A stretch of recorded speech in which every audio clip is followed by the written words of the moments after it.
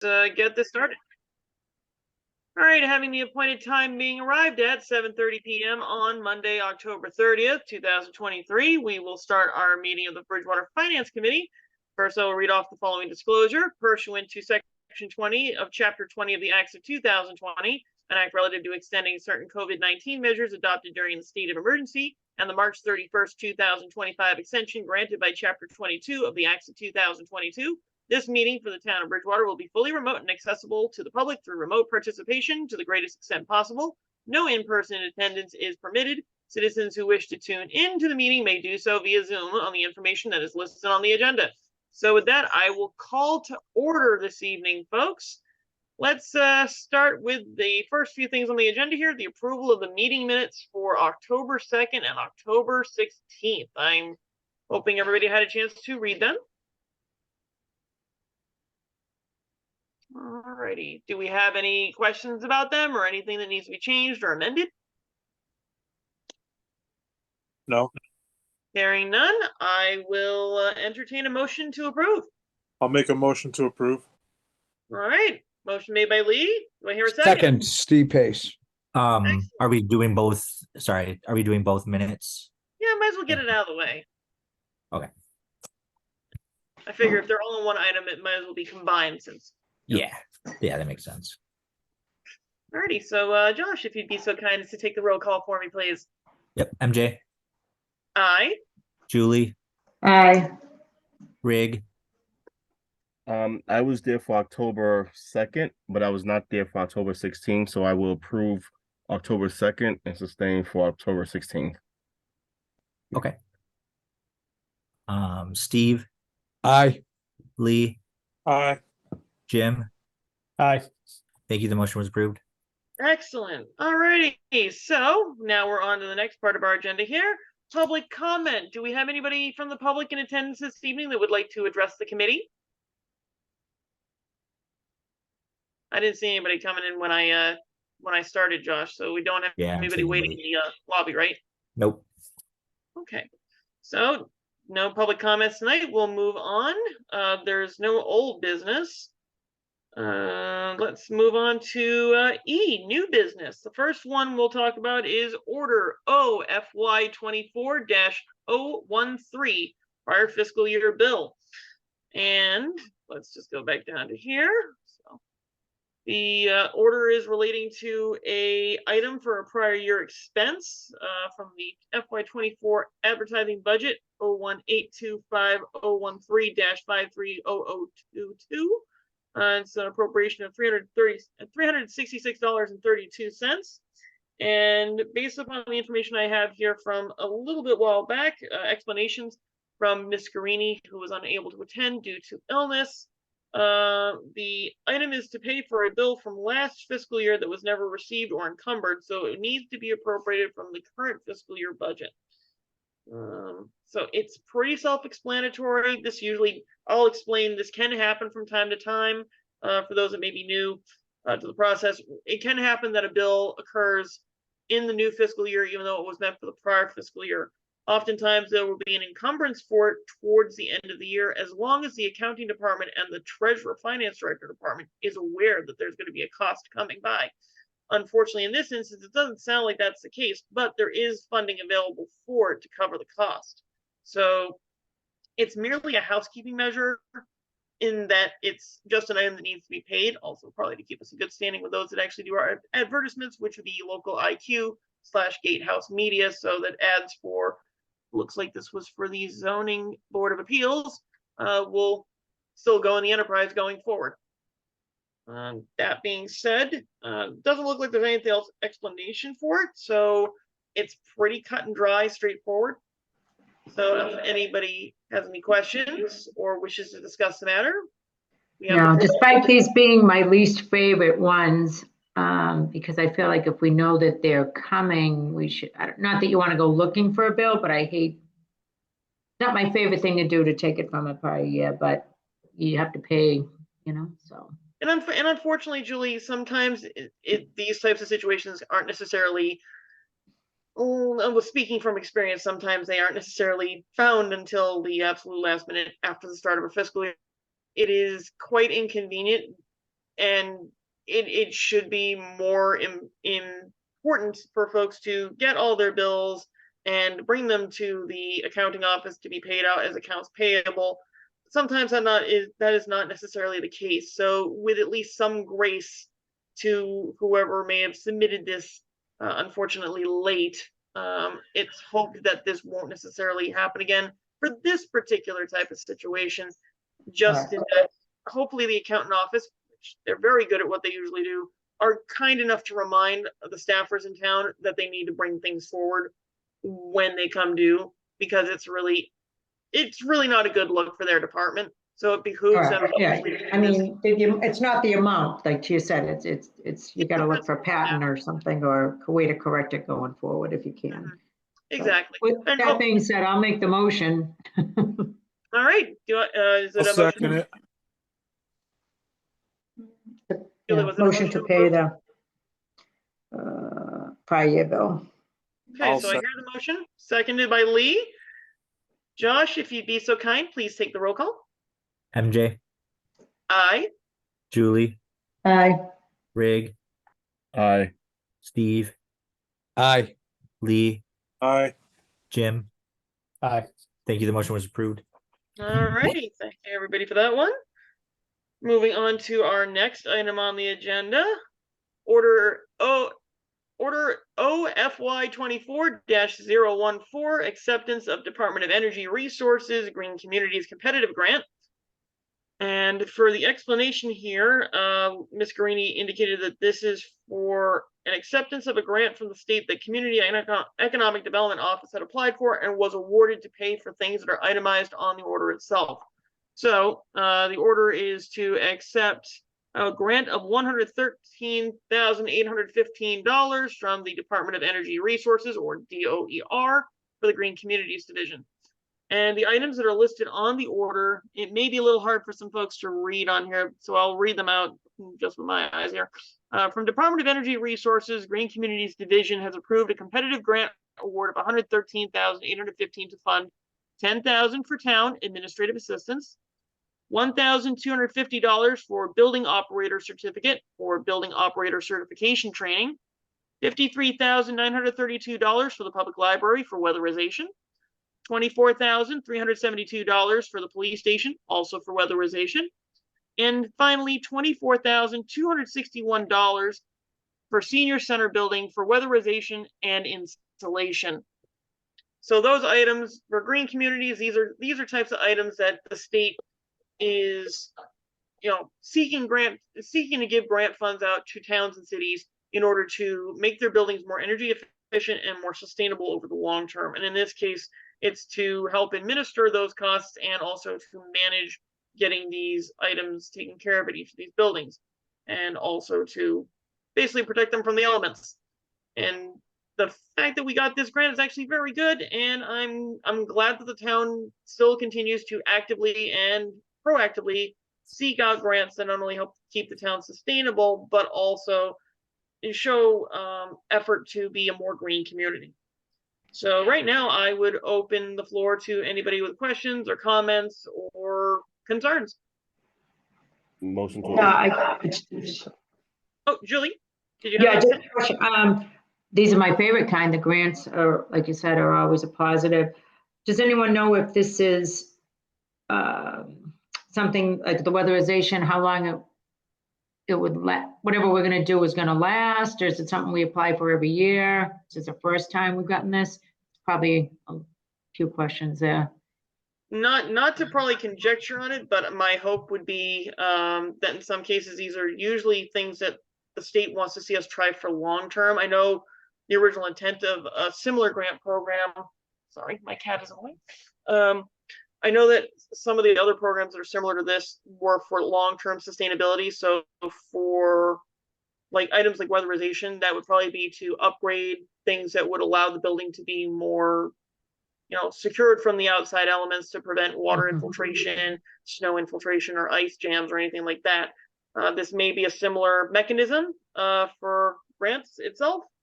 And barring any other information we could get probably from the town, I would think it's probably more for long-term sustainability as opposed to temporary fixes.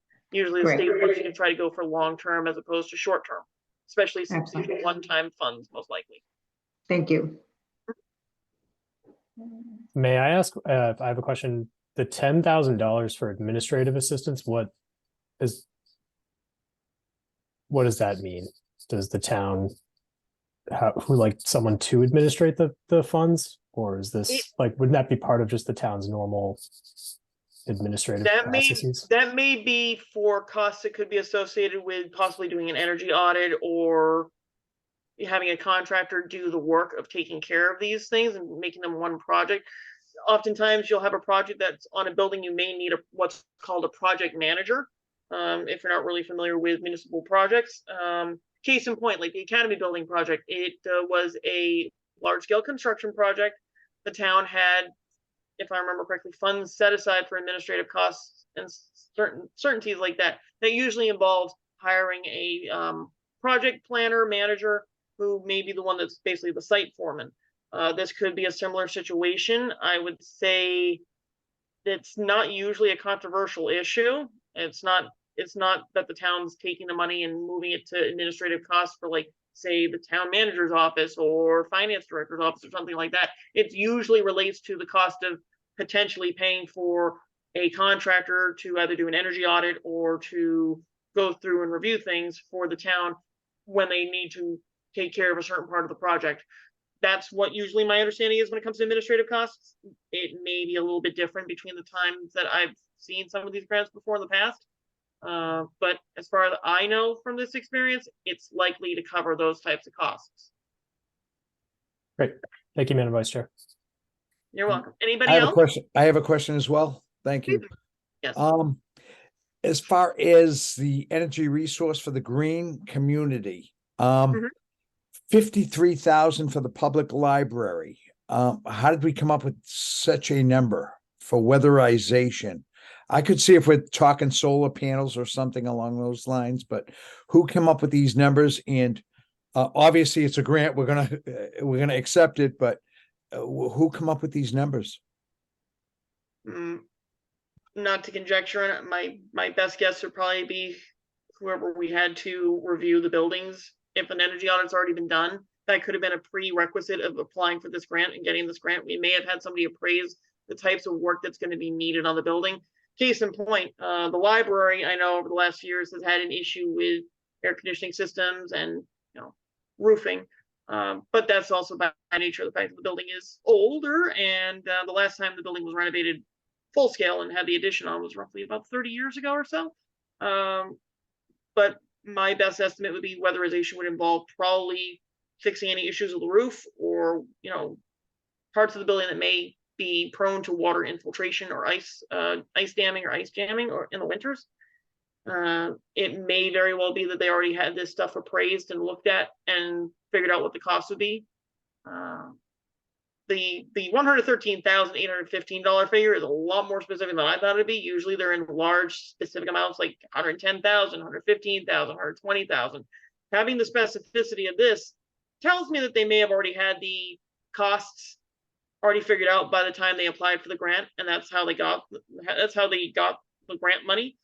When you're applying for a grant, you're usually presenting to the Commonwealth or to the federal government that you already have an express need for something that you can't necessarily cover inside of your existing budgetary and capital planning.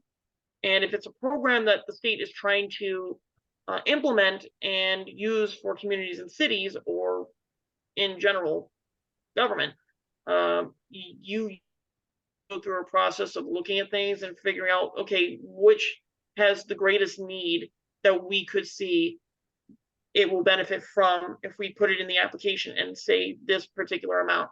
So judging by the amount that they already asked for, my guess is it was not necessarily chicken before the egg. It was a matter of, we already had the egg, we just need to know that it was going to be a chicken. And in this case, these costs may have already been pre-calculated at the time we applied for the grant, which is why the grant figure is likely how much we got.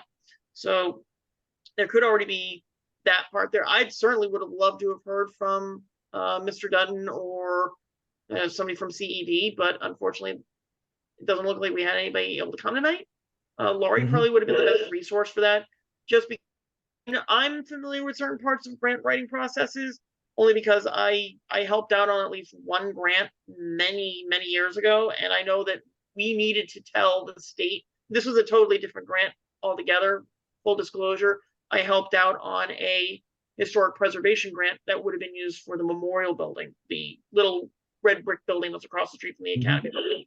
We petitioned the Massachusetts Historical Commission for funds, and they needed to know exactly how much the cost of the project would have been. And we had to include that in there because up for grabs at the time, I want to say there was several $100,000 that any town could apply for. We were applying for a very specific amount. And while we didn't get it, it was very helpful that we had that foreknowledge already in there. We already included that in the grant application. So we were very specific on what our amounts were. So in this case, that's what this seems to be. And that we already knew what the costs were going to be for certain things to fix. And this program provided us the opportunity to apply for those funds and conduct that work. So that's usually what happens in the public sector when it comes to grant writing process and how we arrive at things. Even from a cursory glance, that's basically what that's telling me is like, okay, well, we saw the opportunity to make these improvements to these specific buildings, and there may have already been an existing need, and we need to take care of them. So is there a grant program that's going to help us out? And then we just put it all together, put it in the application, and petition the Commonwealth and say, we believe these items are going to be worthy for the project. We hope that the state will evaluate it and give us credence and say, yes, we'll approve the grant funds. And they did, thankfully. Well, thank you for that. And as one of the newest members on the board here, I trust that everything's being allocated appropriately. And I just saw that the difference there. And so I wasn't here last year, and I know that the library went a great modification, shall we say, last year. And I'm just hoping everything's being allocated appropriately. And that's all. Thank you for the explanation, MJ. You're welcome, Stephen. And as you become more familiar with public government, if our committee is actually your first experience with being part of municipal government and volunteering as a member of the public, I definitely encourage you to ask the various departments when either if you see something like this, you hear about something, feel free to talk to all of our colleagues that are actually the ones that are there 8:30 to 4:30 every day, and they're usually very helpful in elucidating things. And you can always ask me too. I worked for the town for approximately 4 years as a paid employee in the town manager's office. I also was the secretary of the finance committee. So if I can't answer something, Josh can usually answer, and if Josh doesn't have the answer, which is very unlikely, you can always ask me about it. So I'm always happy to help in that regard, and I always encourage the new members of government to seek out the resources. And there's always a plan, there's always a process, there's always a process of planification. We got it covered. Thank you so much. You're welcome. Anybody else have any questions or concerns or need any enlightenment? If there are no questions, I'd like to entertain a motion to approve. I hear a motion to approve from Rig. Anybody else want a second? I'll second it. Alrighty, hearing a second from Lee. Josh, if you would be so kind as to take the roll call vote. MJ, Aye. Julie, Aye.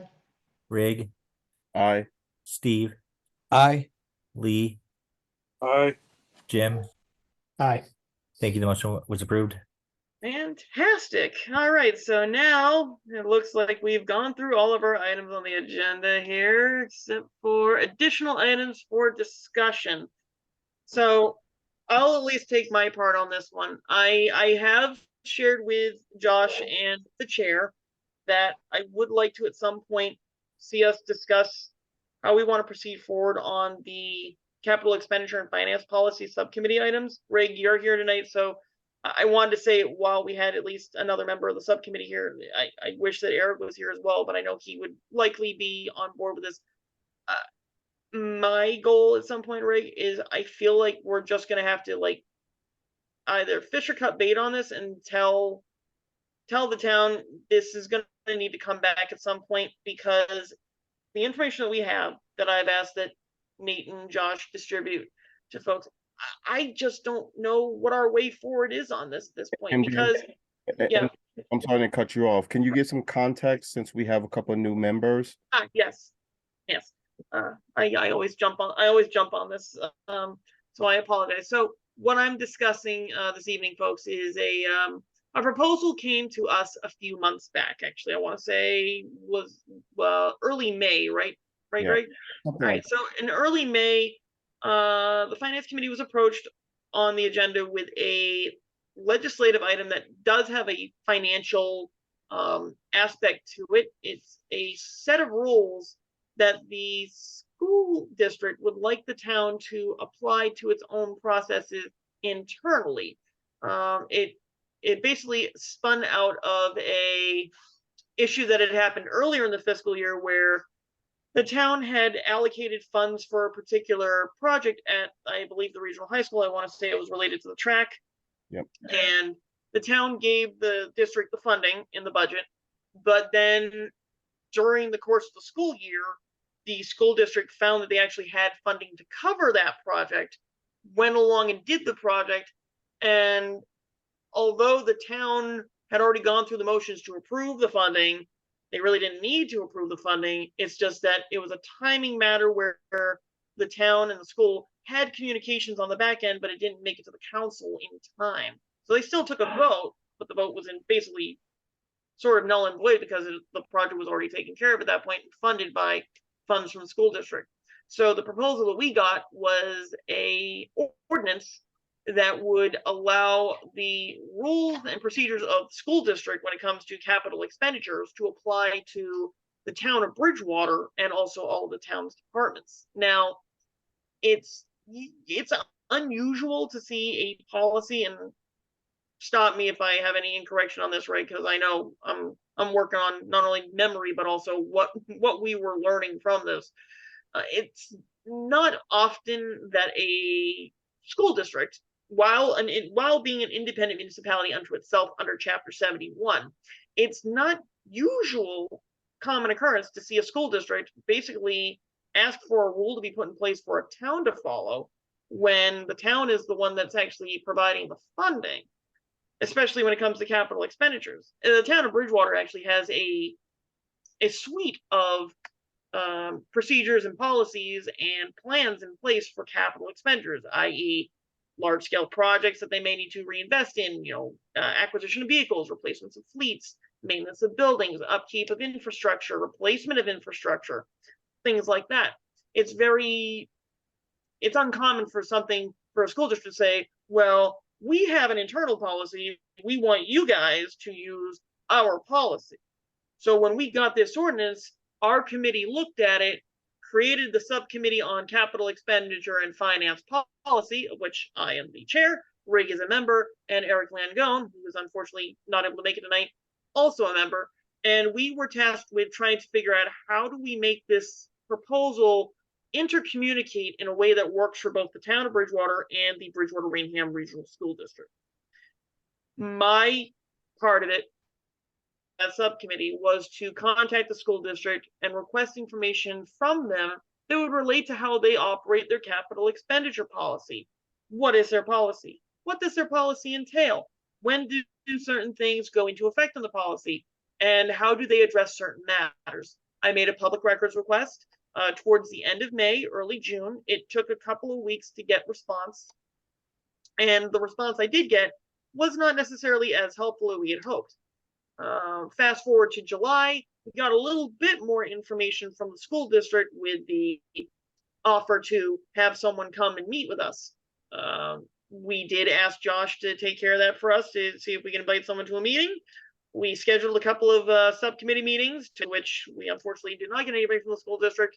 And at this point, even on minor conversation and how we all feel as a small subgroup of our committee, it's challenging to try to tell us how we should proceed forward when we can't really even get a little bit more information from the school district.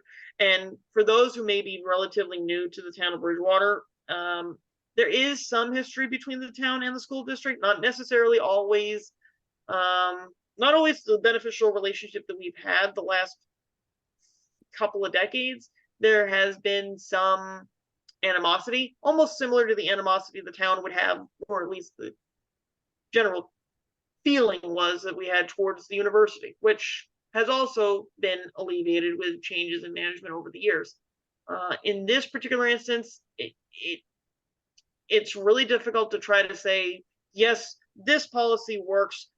Let's tell the council we would support it as a finance committee. It's not so much a political matter as it is a procedural matter that really needs a lot more elucidation for us to be comfortable to say, okay, maybe this as its original form is totally fine. We're cool with it going forward from there. It's not really at that point, and even with the minimum of information that we got from the public records requests, it's difficult to actually give a conclusion on this. And my purpose for conversation tonight was to maybe get an idea of how we want to proceed forward on that. Since Rig is here tonight, I'm hoping he will also share his perhaps his frustrations as well, because I know you expressed frustration, and I know Eric expressed frustration on it. So I'm not necessarily looking for a direction forward on this. I'm looking for how the committee would like to handle this going forward as a group, because just on what we've done so far, we've tried to produce a result, but we've not been met halfway by the entity that wants us to create this, to create a situation and an environment that allows both to benefit from that said policy. So that said, Rig, if you want to contribute anything, feel free to. Yeah, of course. Just a few more other thoughts. And thank you for the context, MJ. So in fairness, I will say, and I believe MJ just alluded to it, or she specified it, but I just want to make sure I heard the same thing. The school did communicate back to the town. At some point there was some communication that just did not flow smoothly, so that the town was aware that the school was not going to use those funds that was initially approved for the track. So the school, in fairness, they did communicate, but this caused a greater question and a possible greater concern, not just for the school district, but also looking at other leadership departments. So the gist of it is, if the finance committee approves funding for X project, the expectation is that those funds would be allocated towards that specific project. What we don't want to happen is leadership departments, whether it be the school department for the town or any other leadership department, find a loophole where they can say, hey, you know what? We need a funding to repair a roof, for example. But once the finance committee approves this funding, then they decide to arbitrarily use the funds to do other things, right? We want to make sure that those funds that are approved, gets allocated specifically for projects that the finance committee approves. So that's the gist of it. And it's not just the school, it's looking at all town leadership departments. So it's the school district, fire, police, even the town, right? And making sure that we have a streamlined process and a policy that says, if you are not going to, if funds were to be approved and you decide not to use those funds need to come back to the town so that those funds can be, I don't know what the Reallocated. Reallocated or reappropriated. Reallocated appropriately, opposed to that entity or that department deciding what to do with those funds arbitrarily. And one last point is that it has been a little bit frustrated because the information that they initially provided did not give us a clear understanding of how they approach their own processes. They just kind of gave us, I don't even know what to describe it anymore, because it was just like, it was like throwing spaghetti at the wall and seeing what stuck. Yeah. And we were very specific about what we wanted to see, because that would then help us not only identify the school district's policy, but then we would then petition to get the other departments' policies and see where are there inconsistencies or perhaps consistencies. And then we would then create some form of policy that's consistent across the board, make sure that policy gets to the town councilmen and town councilwomen, so that they can review and subsequently have one general policy that says funds are allocated. If you're not going to use those funds, it cannot be reallocated on your own arbitrarily. It needs to come back to the town, and then there needs to be additional votes on it. And I will say, I think it was previous councilman, Bill Williams. It was Councilor Wood. Yep. Council, Wood. thank you, Council Bill Woods, who presented this initial policy, and then the small subcommittee, the small finance subcommittee, the three of us, we wanted to dig deeper into it. So this is where we're at, and I hope we gave enough information so folks, especially new folks, have the gist of the conversation. Thank you, Ray. That was definitely a better summation than I had. So I appreciate the clarification on that. So what we're really looking for tonight, and I don't know if we should have a few more members here, at some point on this, but ultimately the ball is in our court to try to figure out how we want to proceed forward on it and figure out what's going to work and what's not going to work. I know I have a particular view and opinion of the matter, but I also want to make sure that my opinion does not cloud the judgment of the committee in whole. So that said, I'm hoping that at some point we can have that conversation. So it's not necessarily one we need to have tonight. It's just something I want everyone to have as an understanding that we will hopefully have a conversation on this in the near term. I just don't know when yet. I know at the end of tonight, I will certainly send an action report email to the chair and to Josh just to generalize what we've been discussing. But that's one thing I want to just basically talk to everyone about tonight and just come to y'all and say that this is something we're going to come forward to you on. I'm hoping that we'll be able to get that information to all of you again. I haven't already received it. If you need copies of it, Josh has all of it on file. And Josh, if you want to send it to the committee, by all means, please do so at the earliest convenience so folks can read up on it. That way, that will inform when we schedule this on the next agenda. And hopefully we can think of a way forward. And if all else fails, say yay or nay. I would recommend, if Josh can send it out to everyone, particularly given that we have a couple of new members, so that they can read up on it and be brought up to speed on their own. And be prepared to have questions. I don't think, to your point, MJ, I don't think we're gonna get too deep into it tonight. And certainly, we're missing a couple of members. But it's great to at least give the new members that are here and refresh our current members of what's been happening in reference to this. And we love to take any questions you guys have or thoughts you guys may have based on what MJ and I just shared.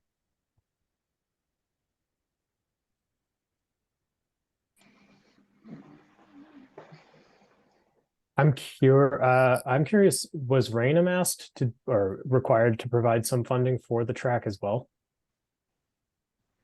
That I unfortunately don't know. I know that because under Chapter 71, a regional school district acts as its own separate municipality, the towns of Bridgewater and Rainham would have to obviously equally contribute to the project. The amount that the town contributed on our side may have been our portion of it, proportional to what the school district's funding level is. It should be 50-50, but proportionally it's very much closer to 60-40. So the cost of the track repairs, we may have been fronting 60, Rainham may have been fronting 40% of it. That's usually how it works when we budget things out. In this particular instance, I don't want to speak on something that I wasn't necessarily present for, so I won't. But that's usually how things would work in a budget, especially with a district. But without further clarification on it, Jim, I'm not sure if Rainham had something before them. It could have been something that was, it could have also been something that was deemed too big for Rainham to cover a cost on, so they asked the larger town that had the larger amount of funding towards the district to put in for it. I just know the school district came before the town and said, we need this much money to take care of the track, and the town said, okay, we will put that before the council, we'll see if they say yes or no to it, we'll go forward from there. If I remember correctly, Ray, it was part of their annual budget process that project was actually on there. It was a capital project that needed to be done in fiscal year 24, late 23, early 24. So the funding was already done as early as likely the budget process at the start of FY23 for fiscal year 24. So when we got a hold of it in Bridgewater for it to go before council, it may have already been part of that budget process. So when they approved it, it was already part of that budget funding. But when the school district finally went ahead and did the project, they're like, oh, we actually didn't need this funding part of the budget. So, but I don't want to speak on any of that because I wasn't necessarily privy to those conversations, but that could be the natural flow of it. So I will just say, with a grain of salt, that could have been it. I was just curious if they're asking Rainham to change, or if there would be an alignment across all three entities to align their budget processes or something like that. Right. My experience on the school committee is similar to what MJ described, that it's 60-40, it's 60, it's 2/3, 1/3. It's usually based on the population of the students at the district at that time of the project. Yeah, and I attend a decent amount of the school committee meetings as well. And usually if they ask, they do ask both towns. That doesn't mean that Rainham went ahead and approved it and allotted them money, but they usually do ask both towns. Right. When the budget's approved, it's a total budget. And then the district spends it, to the best of the ability of the budget that is presented. Do you know if that makes any sense? It's like they get a dollar amount, and then with those dollars, so it's not necessarily voted on per item or per project, if that makes any sense. Julie, usually when they start the budget process, the school district comes to us and says, we're looking for, their budget is $100 million, if I remember correctly, right? Right. So they will come before us and say, this is what our budget's going to look like in FY25 or 26. We're going to need this much funding. And the town is then asked to figure out how it's going to come up with that funding. Correct. To figure out their part of it. In this case, it would be 60% of the $100 million would be $60 million from the town of Bridgewater, $40 million from Rainham. And in this instance, like Lee said, they would typically, a project like this, they'd come to the committee and say, we would like to ask both towns to, put in for this project. It's $250,000. So 60% of that $250,000 is going to be Bridgewater, 40% is going to be Rainham. It's just going to be who's going to say, are they both going to say yes, or one going to say yes? At which point, if I remember correctly, Julie, the whole cost of the project at that point is put on the town that actually said yes, right? Mm-hmm. Yeah. I think that was a great question, Jim, and thank you for asking that question, and for those that chimed in. I think for us as a committee, I think that, just thinking about this from just solely a finance perspective and a policy point of view, right? It at least from my lens, and I stand corrected if folks, is thinking differently.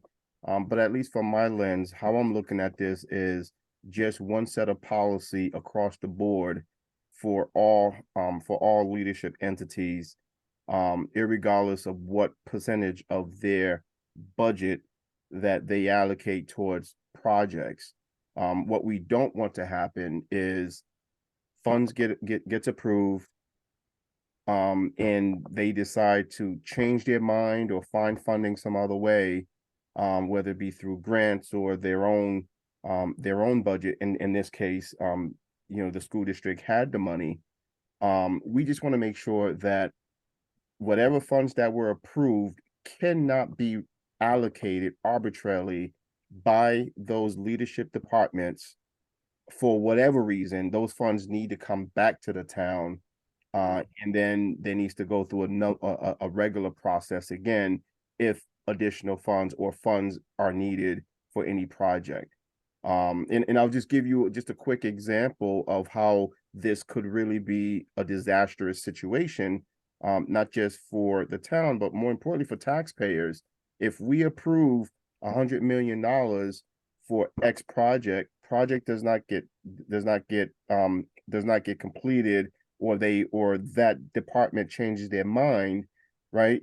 And if we don't have a policy in place, whoever is in charge of that department can then, for their own policy, perhaps, can then allocate those funds, because they have the funds in their account. They can allocate those funds to do whatever it is that they want to do.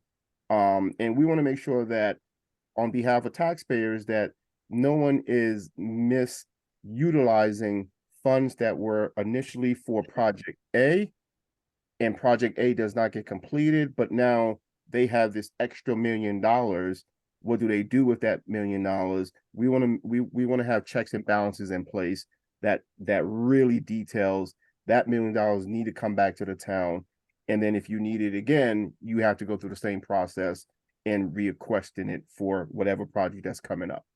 Right. Let And me- on the municipal side of things, Rig, usually you need something to go along with an appropriation. You usually need some sort of legislative device. In towns that are town meeting, you usually need the approval of town meetings. So if you have a project that's, let's just go with a small figure, like $100,000 for repairs of a building, and town meeting, or in this case, our town council votes on that. If the project can't be done, usually those funds are rescinded and returned back to the general fund to then be reappropriated. In our town, if I recall correctly, that does happen. So if we appropriated or budgeted $100,000 to fix the roof, let's say the DPW office down at High Street, and then the town gets a grant for $100,000 for that same type of project to repair DPW or public works buildings, the town council would have to come back and do a rescission of funding. And that $100,000 that we initially appropriated for a one-time project, possibly out of stabilization, we would then return that back to the general fund. And then from the general fund, it would then be reallocated either back to the stabilization fund from where it originally originated, or would be reallocated to another project of similar manner or similar cost, in line with legislation that may have been passed by the town council. And that does happen. That can happen. It doesn't always happen, because town governments are always trying to make sure that not only are they good stewards of public tax dollars, and you're right, it does speak to wanting to make sure the taxpayers are first and foremost at the front of any public policy decision, because it is their money and they do pay the town to take care of things. If it's found that something is not going to be done, or the project needs to be sidelined, those funds are either going to be kept off to the side for that project specific purpose to be done at a later date, and those funds can't be touched until those funds are dispersed, or those funds will be turned back from that fund and that fund won't exist. It's there's a lot of accounting. I've been actually trying to read up on the manuals on stuff when it comes to accounting, when it comes to municipal auditing and accounting matters. That's one of those things. You don't want to go forward and appropriate something and then suddenly turn around and say, oh, we don't actually need this funding. It needs to actually go, because your budgets in Massachusetts, if I remember correctly, have to be zero-based budgets. You have to start from zero, work your way up to what you need, and only spend what you're actually getting. So in this case, our policies as a municipality are very clear.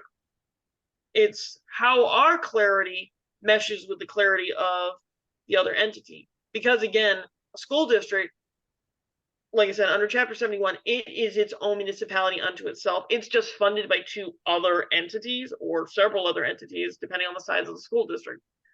And their policies, they're guided by certain rules and procedures through Department of Elementary and Secondary Education. But their funding methods and their methodologies have to be similar to how municipalities operate. It's going to be handled by their school business office, which would basically serve as our finance department on our side of things, both in Bridgewater and Rainham. So when they're coming to us and asking, we're taking on their word, and Julie, correct me if I'm incorrect on this, we're taking their word and in honest truth and good faith that what they're asking us for is a budget proposal is the solid budget proposal that they're going to ask us to put that funding to, because that funding is absolutely what they need. And they really need to operate on that premise that if they're getting that funding, they need to spend that funding. Yes, if they get a grant for $100,000 to redo the basketball court in the gym, but we already allocated that as part of their capital projects fund. They need to either keep that funding in their general fund or keep it off to the side to maintain that infrastructure, either as the one-time fund that it's supposed to be or as a long-term maintenance on it. But again, we have that understanding. It's just, how do we make this rule that they want to work for both? And my hope is that they actually ask Rainham too. We unfortunately don't really have that much of a contact with anybody over there at the moment. Josh, we probably could get a hold of somebody from there. Do they have a finance committee or an advisory board over in Rainham? That I wouldn't be able to tell you off the top of my head, unfortunately. Yeah. I mean, that's something we might actually even have to entertain at some point. We may want to reach out to the advisory board / finance committee in that town, just because they're in this too. They may have also gotten something back on that. And they may also be grappling with the same type of questions that we are. It's sort of a thought project, but also an actual policy project that needs to be sussed out. So hopefully that's something that we're going to be taking care of in the next while. But I don't want to belabor it any further for the night. So if anybody else has any other items. I have a question for Josh. Josh, the school committee normally has someone assigned to the finance committee, like as a liaison. Do you know who was appointed to Yes. that for this year? 2 people they get invited. It's Tim Fitzgibbons and Catherine Martelli. Right, and they're not here. Does this 7:30 Monday nights not work for them? Or I don't recall the last time, I can't remember the last time one of them's been on, so. They haven't reached out to me with any conflicts. I invite them. Before it was Michael Dolan. Right, that no, would I know attend. him and Lil used to come, and prior to that, Yeah. before I was on the FinCom, I was on. Yeah, and once they gave reins over to Tim and Catherine, I've just been inviting them. I think maybe Tim has come once or twice. Mhm. I don't know that I've seen Catherine.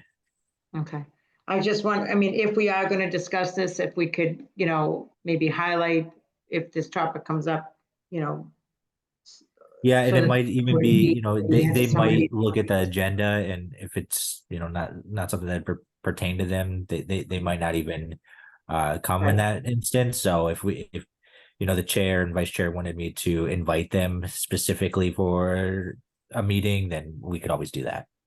Okay, just And a thought. I think it would be prudent. I honestly think it would be prudent for us to have them here. So as part of my after action message to the chair and to you, Josh, I'll ask that we at least invite them to whenever we want to have this on the next agenda. I'm hoping that we can do this at either our next meeting or the meeting after that. So I'll keep that as a note, and I'll send that along after we're done here. And Does anybody- Josh, I know both of them relatively well too. So if we don't get a quick response, if you want to reach out to me, I can kind of just step in and say, "Hey, we're trying to get you involved here," and you haven't been. And then I also looked up while we're talking. Rainham does have a finance committee. Thank you, Lee. Thank you so much for that. So if there aren't any other items to discuss on this particular topic, does anybody else have anything they'd like to offer up? No, but as always, can we talk about when the next meeting might be? don't know. Absolutely. Josh, can you fill us in on when our next meeting could potentially be? Yes, so the town council meets next Tuesday. I talked to the town council clerk today, and so far she hasn't received anything that would be referred to the finance committee. Okay. But so that could change within the next couple days. She has to get it out on Thursday. Okay. But as of right now, it would probably be contingent on the next for the following town council meeting. So And Probably that would be, the so the next town council meeting- 27th would be yeah, 20 would be us meeting. Okay. Alrighty, Wait, so, if we're meeting on the 7th? So wouldn't they Yeah. be meeting on the 21st and not the 28th, or no? So they should be meeting on the 21st. Right, so if we didn't meet till oh, I see what you're saying. So they'll meet on the 21st and then send stuff to us? Or is it Yeah. supposed to be the other way around? Yeah, they Yeah, would you also- refer to us on the 21st. yeah, and I'm Okay. thinking that that's gonna run up against the Thanksgiving holiday, because that's the 23rd of November, right? Right, So we wouldn't have enough time, we honestly wouldn't probably have enough time to post an agenda and post a meeting for the 27th. You are absolutely correct, MJ. Thank you thank for you, that's where I was remembering going. that. That's I always forget that the Friday is off as well. So yeah, we'd probably be pushing for December 4th. Yeah, that's what I was thinking. So I guess we'll pencil that in as our next potential meeting, unless they have something come up at their next council meeting, which again, it was the 7th, right? So the 7th, and like I said, when I was talking to the town council clerk today, she said that there isn't anything on their agenda that'd be referred to us at the moment. Yeah, and I just thought of it too. If we wanted to post a meeting for the 13th, just in case, we'd be running up against Veterans Day weekend, and if I remember correctly, usually when the holiday falls on a Saturday, the Friday is usually the observance of the holiday. So I would think the town offices might not be open, so that we'd be running pretty tight on the margins of getting the 48 hours notice out there. Yeah, and I mean we work in the same office, so she can let me know the day after, on the 8th. So I would be able to get it posted for the 13th. But the 27th would be impossible. Yeah. Okay. Alrighty then. So what I'm looking at then is let's potentially put on the map here. We'll just save the space just in case, watch this space here for the 13th of November, and then the 27th and the 4th. That work for everyone? and so we don't know. Yeah, stay tuned. Stay tuned. Information is coming. We'll return you back to your regularly scheduled programming. Alrighty, so with that all said, folks, we've pretty much tried to solve all the world's problems tonight. So let's I'm willing to entertain a motion to adjourn. Motion to adjourn, Julie. Motion from Julie. Do I hear a second? Second. Second from Rig. Josh, if you'd be so kind as to take the last roll call of the evening. MJ, Aye. Julie, Aye. Rig, Aye. Steve, Aye. Lee, Aye. Jim. Hi. Thank you. The motion was approved. The meeting is adjourned. Alrighty, folks. Night we'll all. see you. Thanks, everybody. All right.